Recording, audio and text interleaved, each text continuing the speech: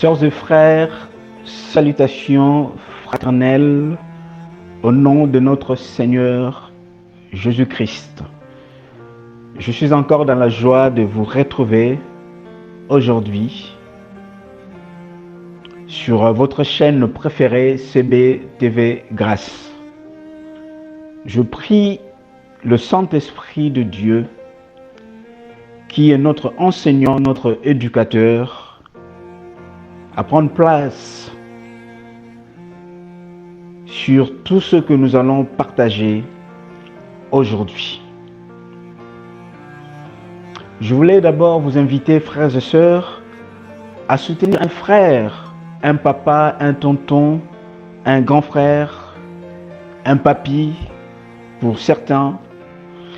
Ces frères, ils font un travail considérable, c'est-à-dire la préservation de la langue Kikongo.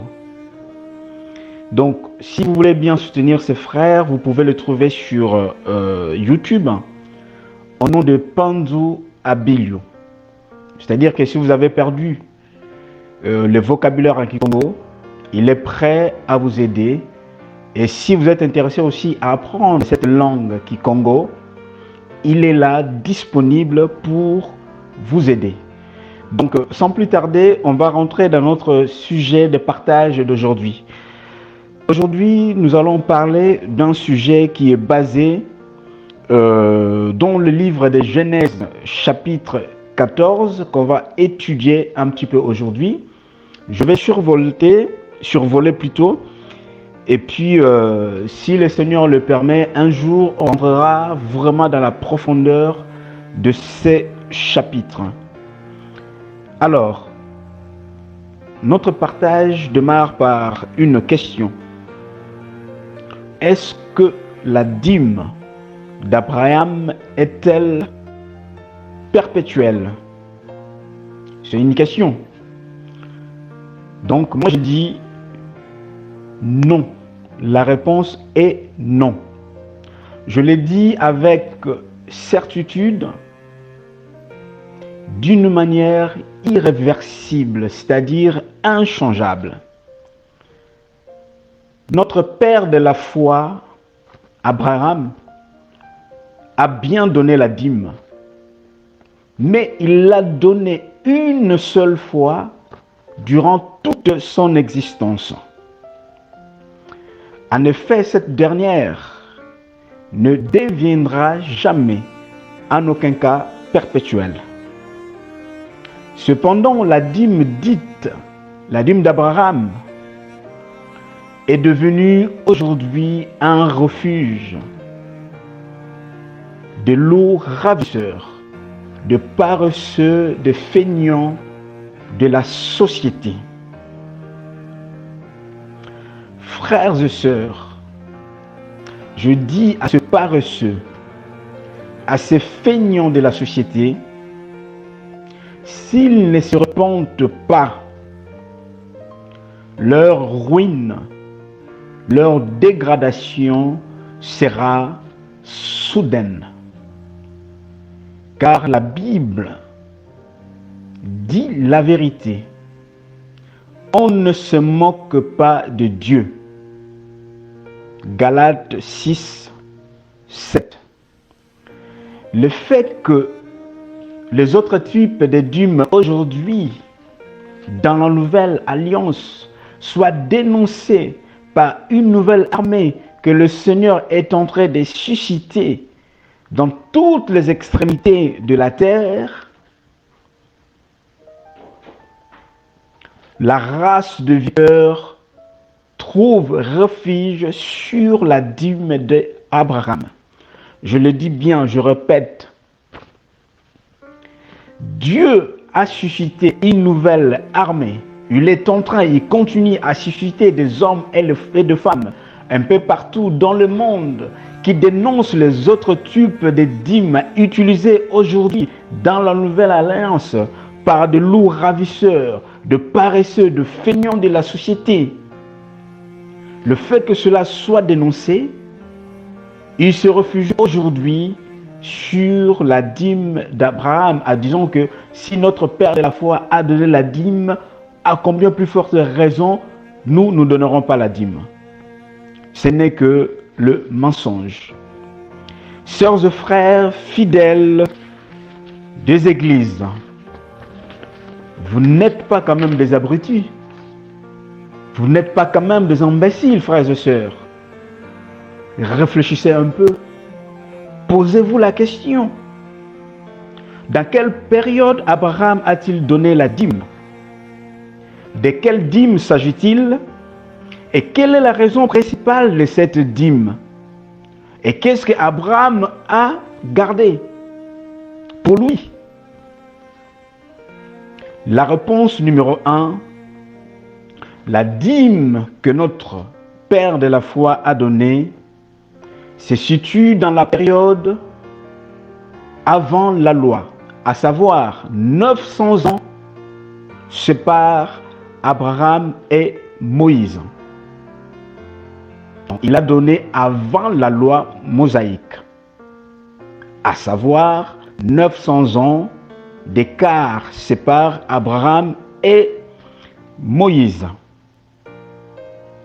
Cette dîme ne provient pas non plus du salaire d'Abraham, ni de fruits de sa récolte, ni de son bétail, mais elle provient de butin de la guerre. Il faut aussi se poser la question, quelle est la raison de cette guerre? Et d'où vient la motivation principale d'Abraham de s'engager dans cette guerre qui ne lui concerne pas? Car Dieu ne lui a pas envoyé en guerre. C'est lui qui a pris la décision. Maintenant, il faut savoir pourquoi il a pris cette décision d'aller s'engager dans une guerre étrangère. Voilà, là nous allons prendre la parole de Dieu dans le livre de Genèse pour trouver les raisons, les motivations de cette dîme. Donc, Genèse 14, à partir du verset 1, je vais lire jusqu'au verset 4, le chapitre est long, et après je vais sauter, on va prendre verset 10 jusqu'à la fin. La Bible dit, dans le temps d'Amraphaël, le roi de Shinéar, d'Arjoc, roi d'Élessar, de Cardolomer, roi de Lam et de Tidéal, roi de Gojim. Il arriva qu'ils firent la guerre à Béra, roi de Sodome, à Birsha, roi de Gomorre, à Shinéar, roi d'Adman, à Sheméber, roi de Tchoboïm, et au roi de Béla, qui est Tsoar. Ces derniers s'assemblèrent tous dans la vallée de Sidim, qui est la mer Salée. Pendant 12 ans, ils avaient été soumis à Kedorlaomer. À la 13e année, ils s'étaient révoltés. Alors, on voit bien, il s'agit de roi de Sodome et le roi de Gomorre avec 3 autres rois qui étaient en état de siège sous autorité de Kedorlaomer. Ce qui fait que cet état de siège a duré 12 années. Au bout de la 13e année, ils se sont révoltés. Donc je dirais que c'était le début de la guerre. Et lors de cette guerre, vu que le roi de Kedorlaomer, avec tous les autres rois, qu'ils étaient ensemble avec lui dans cette conquête, ils ont réussi à faire fuir le roi de Sodome et Gomorre et les 3 autres rois qui étaient ensemble avec eux. On va prendre maintenant le verset 10. La vallée de Sidim était couverte de puits de bitume. Le roi de Sodome et celui de Gomorre prirent la fuite et ils tombèrent. Ils restent s'enfuient vers la montagne. Les vainqueurs enlevèrent toutes les richesses de Sodome et de Gomorre et toutes leurs provisions et ils s'en allèrent. Ils enlevèrent aussi avec ce bien Lot, fils du frère d'Abraham, qui demeurait à Sodome, et ils s'en allèrent. Un fuyard vint l'annoncer à Abraham. L'Hébreu, celui-ci habitait parmi les chaînes des marais. L'Amoréen frère d'Escol et frère d'Aner, qui avait fait alliance avec Abraham.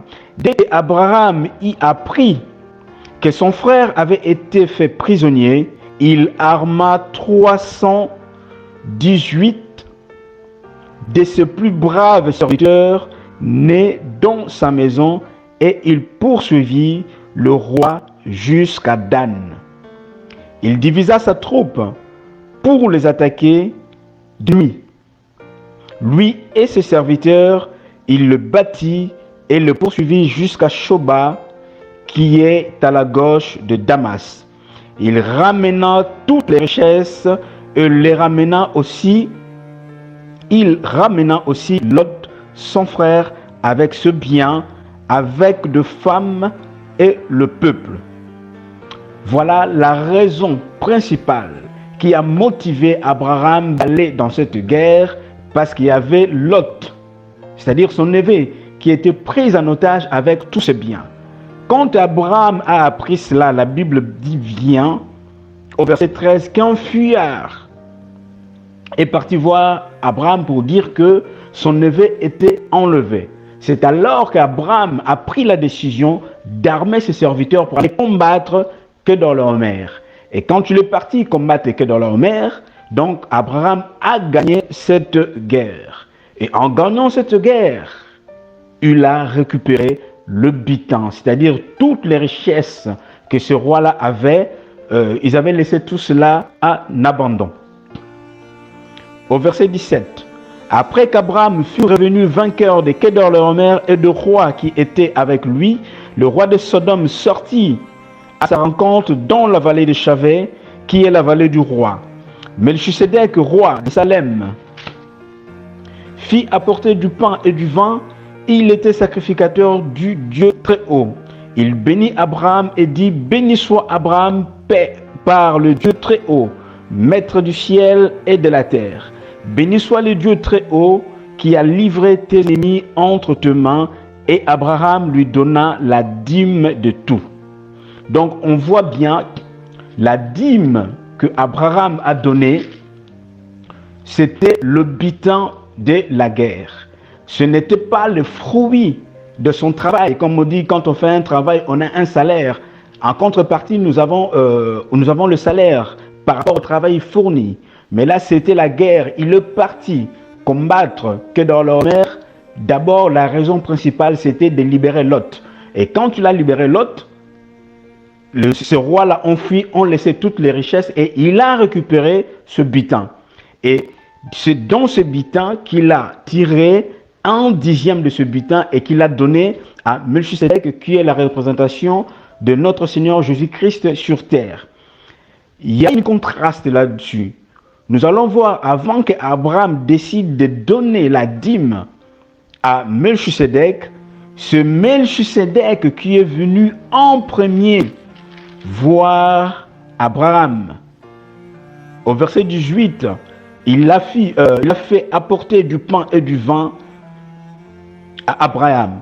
C'est alors il bénit Abraham et Abraham lui donna la dîme de tout. Alors 21.